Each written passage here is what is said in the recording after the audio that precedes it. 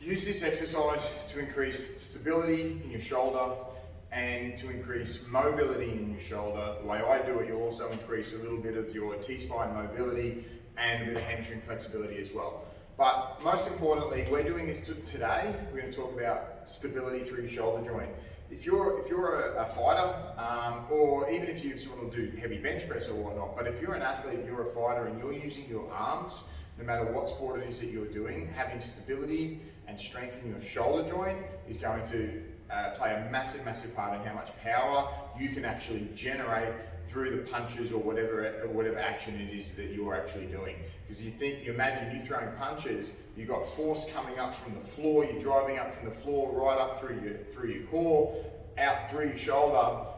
If your shoulder's not stable, some of that force is dissipating, you're losing some of that force. So having a nice, strong, stable shoulder is going to allow you to keep that force going right through the chain, getting right out through the hand at the end of the punch. Anyway, so what we're going to do is we're going to lift up the kettlebell, grab it underneath. I like to stand with my feet in a split stance, 1 foot forward, 1 foot back. The hand that I'm holding the kettlebell with is the foot that's back, as you can see. I'm going to hold the kettlebell straight up. I'm going to hinge forward at my hips, rotate around my spine, keeping my hand up. So I'll show you what I'm doing.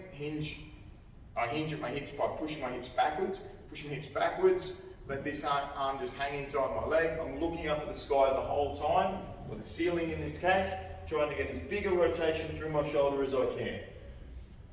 So I'm working right through a big range of movement in my shoulder here. As I come down, I'm actually feeling a stretch in my hamstring here. It's the reason why I like to do it this way. I get a stretch through my hamstring, rotating around my spine. Good. Now, if you have a problem with hamstring flexibility, what you can do is you have your feet just square. Same thing, set up with your hand up towards the sky.